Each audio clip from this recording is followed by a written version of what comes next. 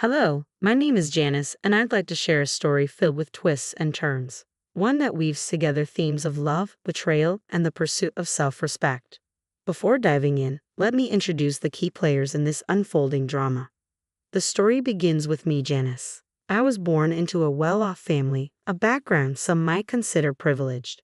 From the outside, it appeared I had it all, a life of luxury from the very start. Yet my parents instilled in me the value of hard work and the importance of earning my keep instead of relying solely on family wealth. My father, a self-made mogul in the engine additive industry, transformed a small niche business into a thriving empire. Meanwhile, my equally industrious mother established a successful chain of beauty salons, becoming a prominent figure in the industry. Their divorce when I was 21 was handled with remarkable grace.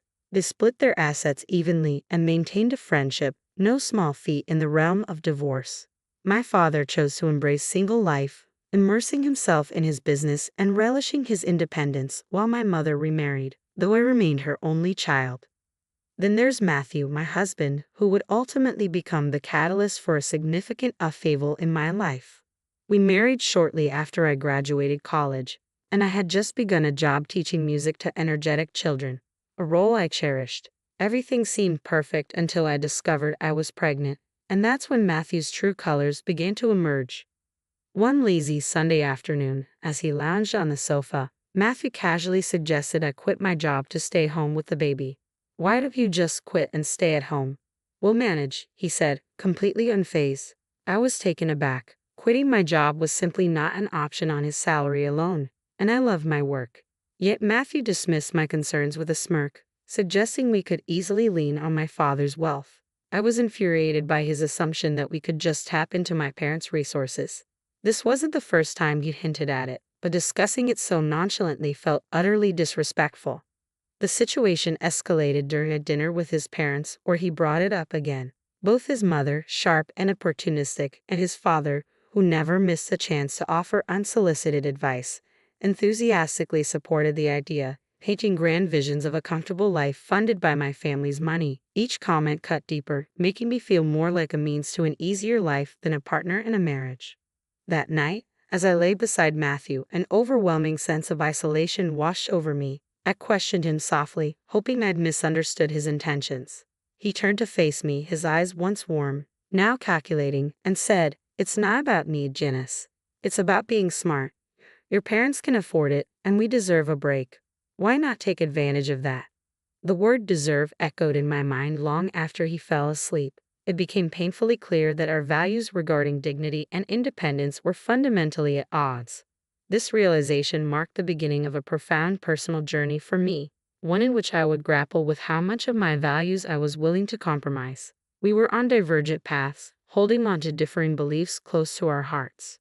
I found myself awake, staring at the ceiling, wrestling with missed warnings and an uncertain future. Despite the initial clash over financial independence and personal pride with Matthew, I clung to a faint hope that we might reconcile our perspectives. Unfortunately, I was mistaken.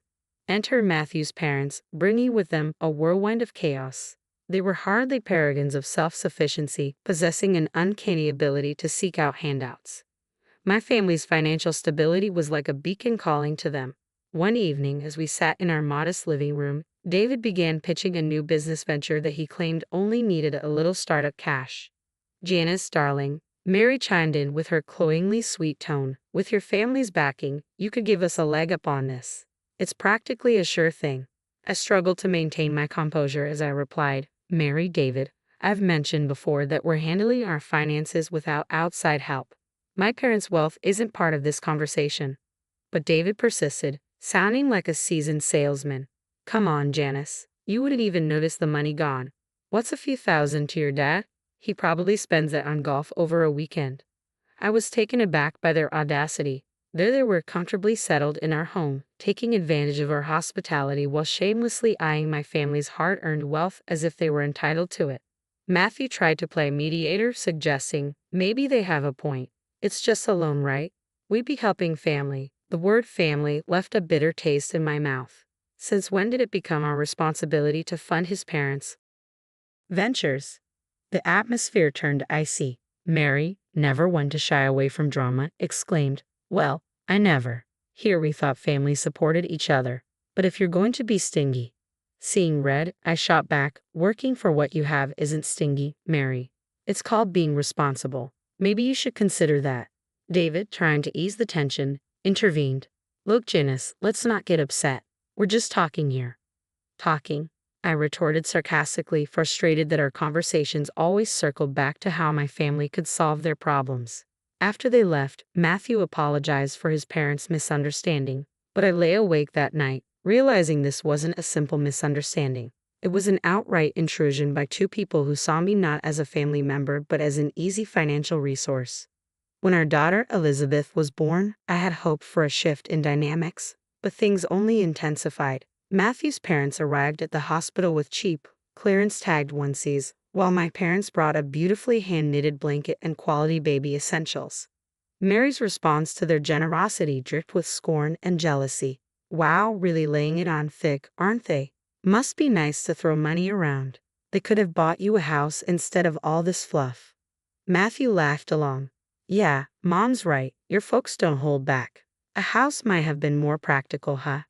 Holding our newborn, my heart sank. Here I was, a new mother caught between the joy of my daughter's arrival and the unyielding pressure of familial expectations. I was struggling to navigate a path that honored my values while maintaining peace. It dawned on me that this struggle wasn't just about money, it was about respect, boundaries, and the kind of future I wanted for my family. As I cradled my daughter, all Matthew and his parents seemed to focus on was how my parents had chosen to spend their money. Hearing Matthew echo his mother's mercenary thoughts was painful. Did they see our daughter as just another way to secure financial gain? I tried to keep the peace, insisting, it's not about the price tag, it's the thought that counts. But David was relentless. Sure, but think about it. Investing in property now, that's a gift that keeps on giving. The car ride home from the hospital was strained. Matthew tried to reassure me, claiming his parents were just old-fashioned and meant no harm. Doubts began to gnaw at me. Was Matthew's affection genuine, or was he more interested in my family's wealth? A few weeks later, during another uninvited visit, the topic arose again. We were squeezed into our living room, Elizabeth fussing in my arms when Mary couldn't resist commenting on the new stroller my mom had gifted us. Must be nice having your folks shower Elizabeth with all these fancy toys and gadgets. Though a contribution to a house fund would have been more useful, don't you think? Her voice dripped with passive aggression. Matthew, sitting next to his mother, chimed in. Actually, babe, we've been thinking maybe your parents could help with a down payment instead of more baby stuff. Makes sense, right? I was stunned. Not only were Matthew's parents relentless, but now Matthew was echoing their sentiments, turning our daughter's birth into leverage for financial gain. I felt trapped in a twisted reality where love and family were overshadowed by material wealth. Is that what this is about for you, Matthew? Using my parents for money? I couldn't mask the hurt in my voice. I thought we were in this together, for better or worse, not for richer or poorer. Matthew seemed taken aback, but Mary merely sniffed. Well, when your wife's parents are wealthy, it's only practical to think about these things.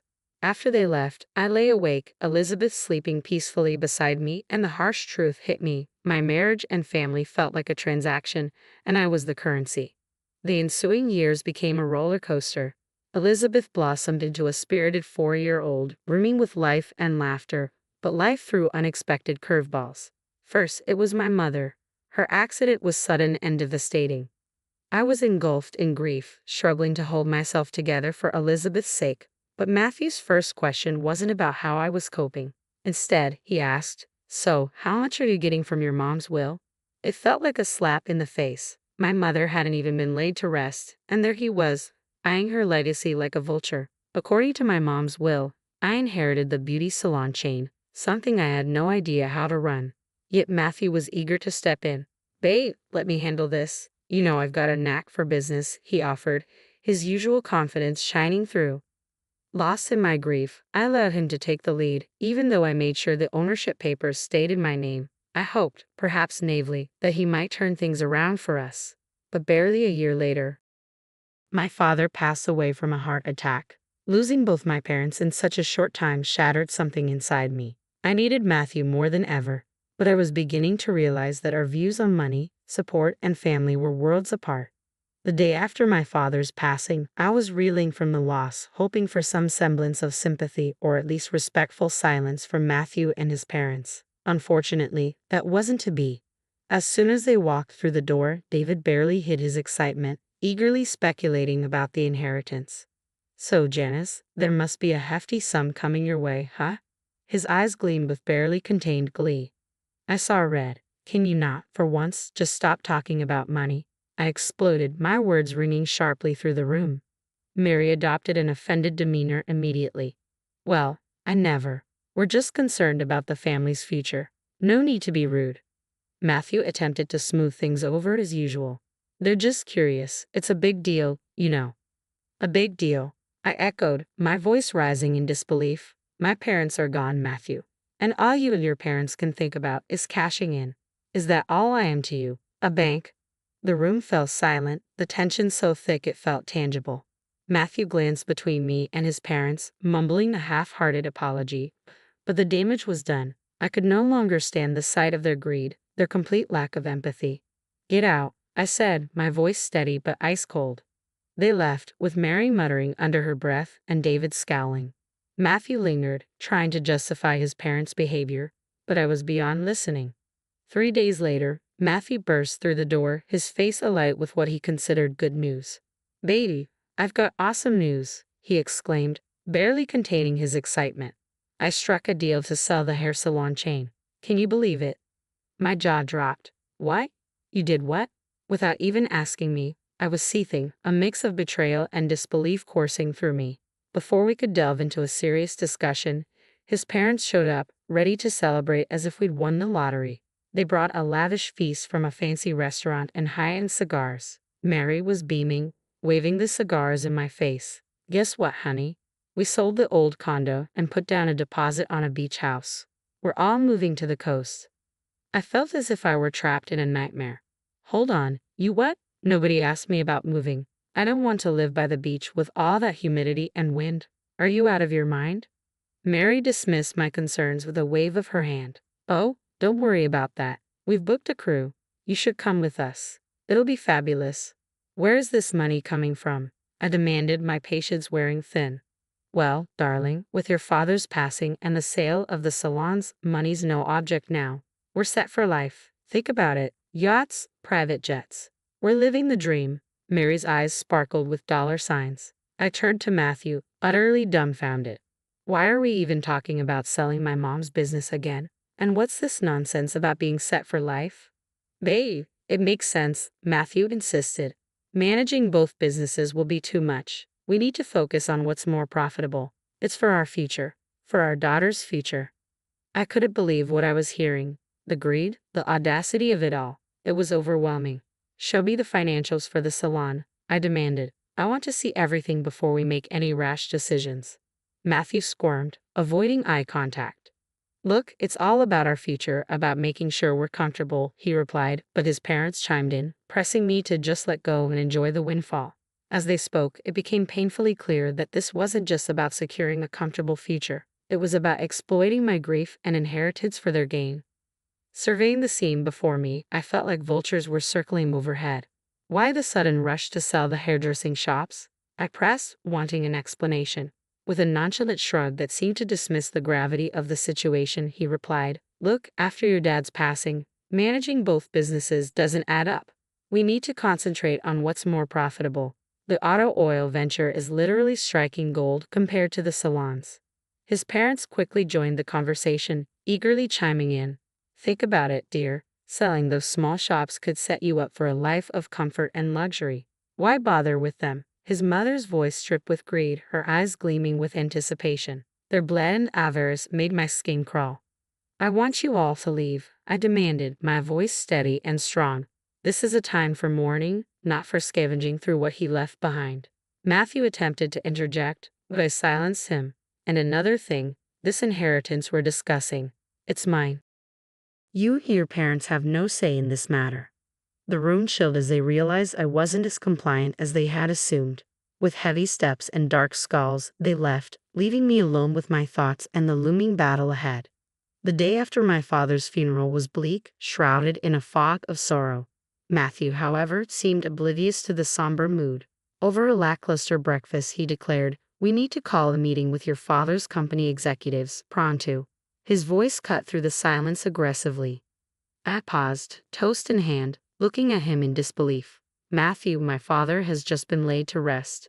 Can't this wait? I need time to process all of this." He dismissed my concerns with a casual flick of his hand, emphasizing that time was money and we had to act swiftly. Frustrated and seeking some solid footing, I contacted our family lawyer for a detailed overview of the barbershop chain's status and insights into my father's business dealings. A month passed, filled with legal jargon and financial statements, during which Matthew and his parents returned, bombarding me with unsolicited advice and greedy propositions. Without even greeting me, Matthew dove straight into conversation. "You know, I've been thinking, I'm the right man to take over your dad's company." His audacious statement left me dumbfounded. But he wasn't finished. "And I'll need a new car, something that fits a business leader. The latest BMW should suffice." Before I could respond, Mary jumped in with her extravagant demands. "The beach house is nearly done. We just need an additional $460,000 for finishing touches and some extra for new luxury furniture. And darling, I expect you to fund an account for my expenses. I need to maintain my lifestyle." Listening to their relentless demands, something within me snapped. "No more." I stood firm, clutching the divorce papers like a protective talisman. I interrupted their chatter, my voice firm and resolute. "Matthew, we need to talk." I placed the documents in front of him on the coffee table. He picked them up, confusion etching his face. "What's this?" he managed to ask, his voice trembling. "Divorce papers," I announced, each word clear and decisive. "I've had the business audited. Matthew, you've driven it to the brink of collapse." As I confronted him about the mismanagement of our business, his face paled, his demeanor that of a child caught in a wrongdoing. "I was trying to make things better," he stammered, his excuses as fragile as his waning confidence. "Make it better by firing our most talented staff and neglecting the essentials that kept the business thriving," I retorted, my voice rising, fueled by a potent mix of anger and betrayal. Mary, ever the meddler, couldn't resist butting in. "Now, dear, let's remember he's entitled to half of everything. Marriage binds assets after all." I couldn't help but laugh, though it was devoid of any joy. "Nice try, but everything's been in my name since before I made the colossal mistake of marrying your son. He gets nothing from me." The room fell silent as their grandiose plans crumbled before my eyes. "And another thing," I continued, fixing Matthew with a firm gaze. "You're going to repay every penny you've cost the business. Every single penny." When the reality of the divorce sank in, Matthew became desperate. "Please, can't we talk about this? There has to be another way," he begged, his voice cracking with desperation. Not to be outdone in theatrics, his parents launched into a tearful saga about how they had sunk all their funds into the coastal house, a property now at risk without further investment. "We're going to lose everything," his mother sobbed, tears flowing freely. "Please think of what this means for us." I listened, my heart hardened by their previous actions, feeling nothing but cold detachment. "Sorry, but that's your mess," I said, my tone firm and resolute. With newfound determination, I guided them to the door, closing it behind them and leaving this chapter of my life behind. In the days that followed, I didn't dwell on the past. Instead, I focused on the future. Selling the apartment that Matthew and I once shared provided just enough for a quaint, welcoming house that promised a new beginning for my daughter and me. Stepping into our new home, I felt a weight lift off my shoulders, a sense of peace enveloping us in a way that had been missing for far too long. The wheels of justice turned slowly but surely. When they finally caught up with Matthew, he was ordered by the courts to compensate for the turmoil he had inflicted on the hairdresser chain. His recklessness had a price, and he was forced to liquidate his share of our old apartment to meet his financial obligations. Watching him be held accountable was a bittersweet vindication for all the hardships he had caused. Out of nowhere, my phone rang one day, and on the other end was my former mother-in-law. Her voice tinged with desperation. "We're in a bind. We need help to buy a place. Any amount would help," she pleaded. Her audacity left me incredulous. I took a deep breath, collecting my thoughts before responding. "You made your bed." My tone was steady and resolute. "It's time you lie in it." Ending the call, a mix of emotions washed over me. My anger at their continued sense of entitlement was undeniable, but there was also a profound relief in having finally set firm boundaries. After the tumultuous divorce and reclaiming control over my mother's hairdressing chain, life began to brighten again. It was a challenging journey, but gradually the salons started to regain their former vibrancy, welcoming back the talented stylists we had lost. It felt like a triumphant parade watching them walk through those doors again, ready to weave their magic. It turned out I was more suited for the business world than I had ever imagined. Every day brought new lessons and surprises about what I could achieve. If not for the harsh twists life threw my way, I might never have discovered this capability within myself. Managing my father's car oil business was another challenge, so I decided to hire a manager to oversee operations while I acclimated to the industry. "It's all yours for now, but keep me in the loop," I told him, making it clear that I was still the one in charge. I thought about the future. Maybe when Elizabeth is around 22, I might pass it on to her if she's interested. I wanted her to have options to choose her path. Meanwhile, our new home, just Elizabeth and me, became a sanctuary of peace, a stark contrast to the chaos we had left behind. It was small, but it was ours, a place where we could grow, heal, and start anew. Every corner of our home was filled with laughter, every nook cradling a memory we were creating together. In the garden, Elizabeth's laughter was a balm to my soul. "Mommy, when I grow up, I want to be just like you," she said, her eyes alight with wonder and admiration. "You're going to be even more amazing," I responded, pulling her into a hug. Deep down, I knew we were on the brink of something wonderful together. We were unstoppable, ready to embrace whatever the future held with open arms and hopeful hearts.